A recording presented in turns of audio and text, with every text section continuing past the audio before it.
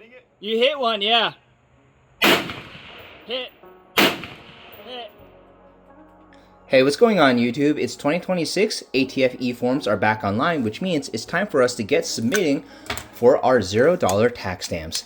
And right now, my preferred method of turning money into noise is with this 11.5-inch AR with a Rosco chrome-lined barrel. And today we're going to be talking over all of the components I used in this build, some quirks, some tuning that I had to do for optimal reliability, and what I would change if I were starting over. Let's get to it. Starting with the upper and lower receiver.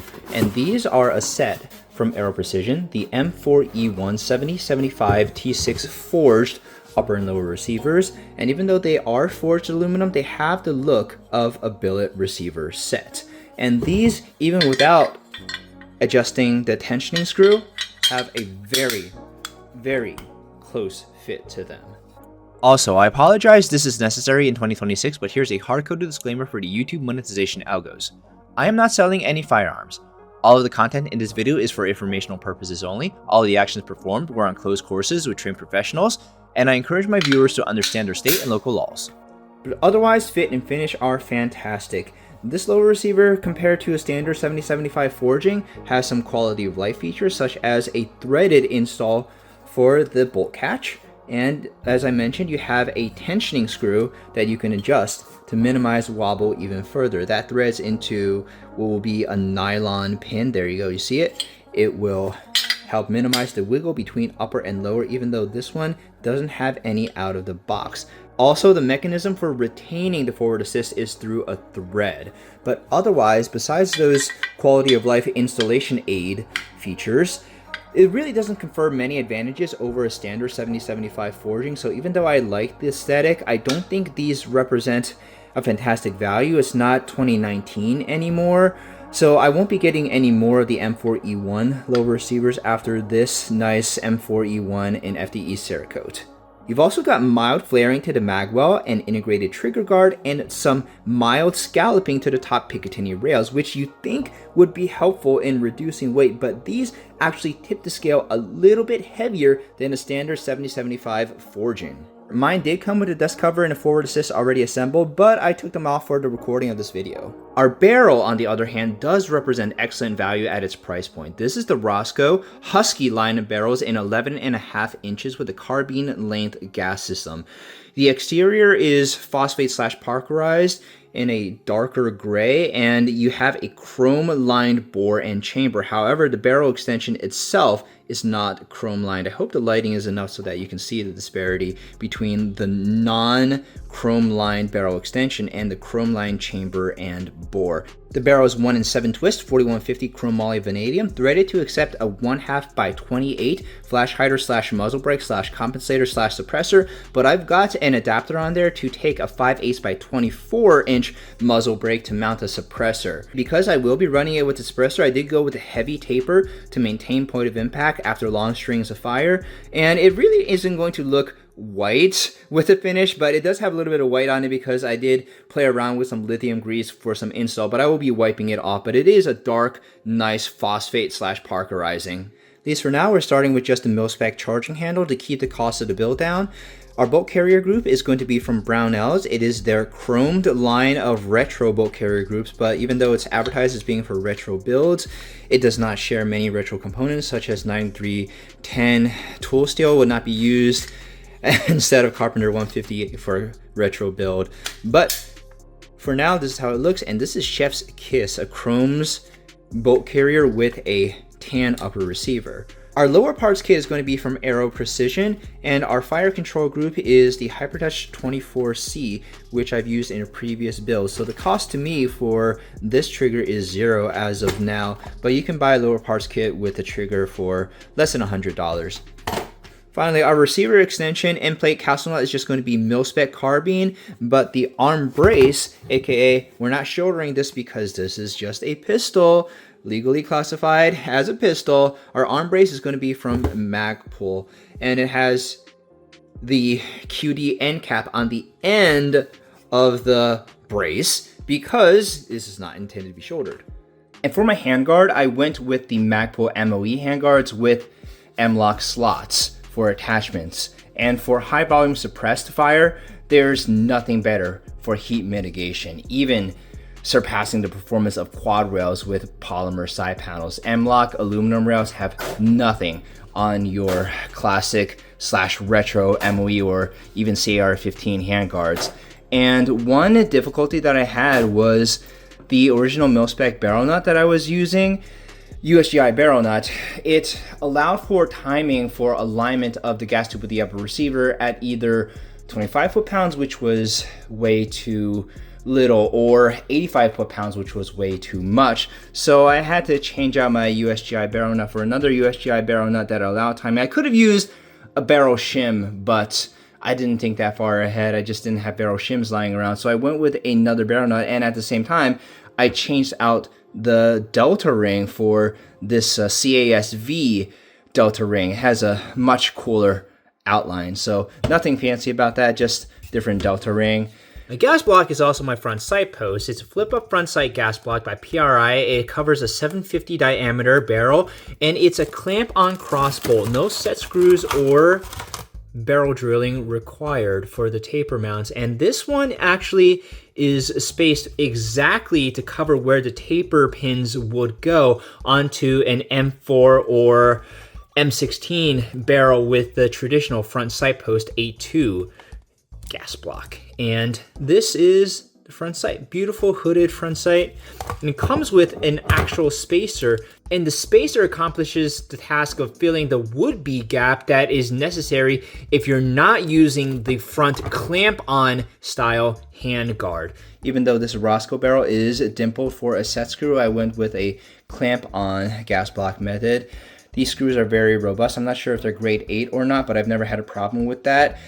The rock set that I used to clamp them down with, it melted in the first 60 rounds or so. Speaking of gas tubes and gas ports, this rifle cycled completely fine in my first range trip using an H2 buffer and the Sprinko Blue Spring without suppressor, but with the suppressor, it was pretty violent. And that's something that I read about Rosco barrels, is that they tend to be on the gassier side.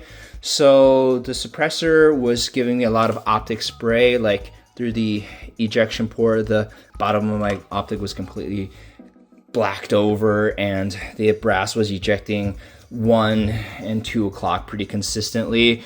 So I didn't want to go heavier on the buffer. What I did was I got a lower or a smaller gas port gas tube from Black River Tactical to tune the action a little bit so that the suppressed setting isn't so violent. And I was also able to go down a buffer weight to just a regular H buffer with a Sprinko Blue Spring, and shooting the rifle suppressed with a Black River Tactical gas tube and a Sprinko Blue Spring with an H buffer. I often have to double check whether I'm still shooting center fire or not, because the recoil impulse is so soft. I'm very happy with using the Black River Tactical for custom tuning. And of course you do see this. This is the flash hider that I swapped out my muzzle brake for. This is actually a 9mm muzzle brake, but the thread pitch is the same. The exit hole is just a little bit larger. I haven't seen much difference in performance. But yeah, I wasn't going to be giving myself CTE with that muzzle brake, so I'm glad I switched over to a flash hider. So the Hiperfire Hipertouch trigger is currently set with the heaviest springs it comes with, and this is a trigger that you've seen in cameos in my other videos before.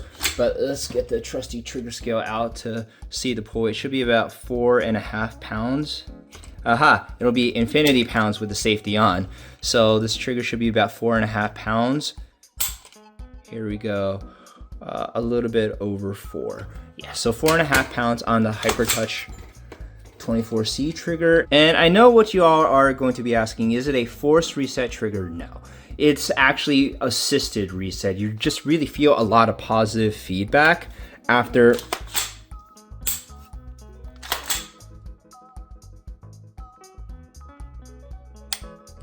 you see there's almost no movement.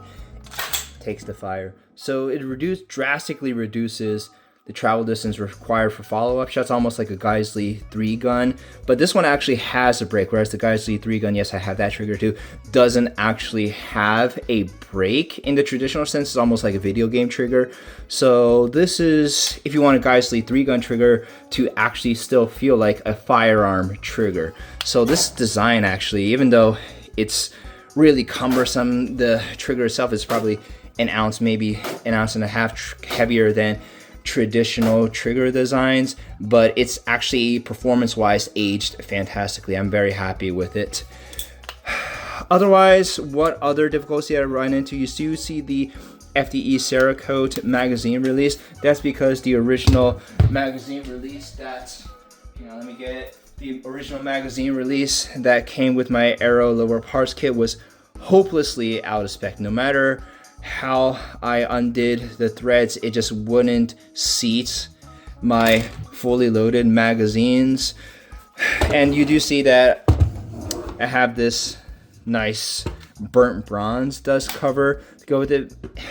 I just forgot to install my dust cover the first go around, so when I redid my barrel nut when changing to the CASV Delta Ring barrel nut, I just added this burnt bronze dust cover. What other components? Ah, yes, this one, the Radiant Raptor. This is on loan from another rifle that I have at the moment, so it's sad that I'll have to give it back and move back to the mil-spec charging handle on this one. But now that I have a Huxworks suppressor, you don't really get a whole lot of blowback and don't need a overbuilt charging handle.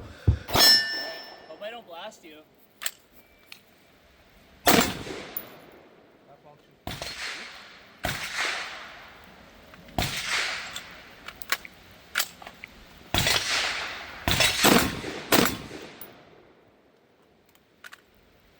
It's under gassed.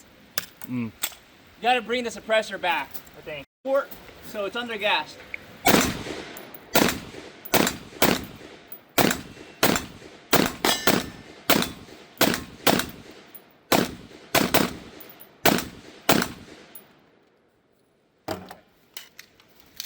Never again.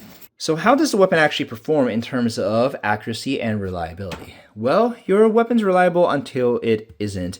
And the drawbacks of having a slightly bent gas tube before I corrected it reared its ugly head when we were training in the rain. And that's the litmus test for your equipment reliability, or it should be the conditions under which you benchmark your weapon reliability, not under controlled conditions impervious to outside weather effects, but under the most harsh conditions.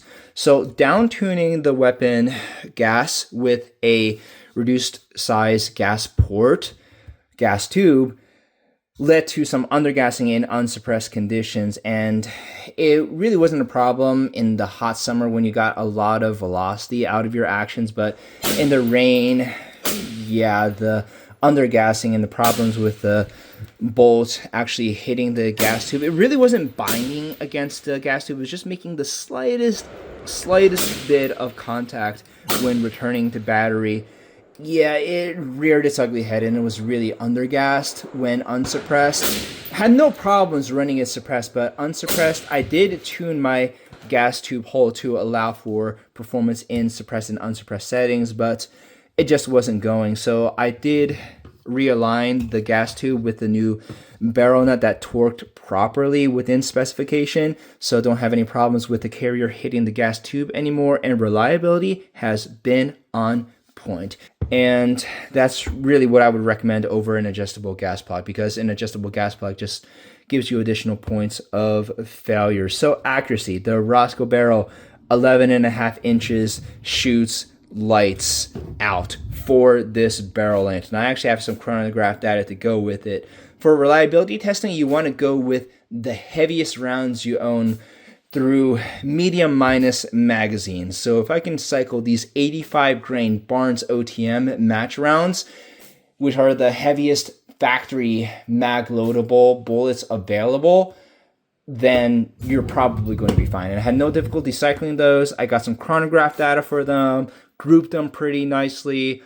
I mean, you can even watch Micah Mayfield show me their Knight's rifle grouping like this. This is like borderline too impressive it's just so much better than I expected. Buy a lottery ticket. You got the best Knight's rifle ever created, because, like, quite frankly, those are like 2 to 3 MOA guns in my experience. The Knight's Armaments barrels won't group as fine with that ammo out of this barrel length. I mounted my Citron 1-7 LPVO onto the 11.5-inch barreled AR to get these groups, and the LPVO had a center dot of 0.5 mils, or subtending to 1.8 MOA, and the trigger I had set to 4.5 pounds. So even though I only shot 3 5-round groups, if I free floated the barrel with an aluminum M-lock rail, reduced the trigger pull weight, and got a scope with a finer aiming point, I could have improved these groups even more.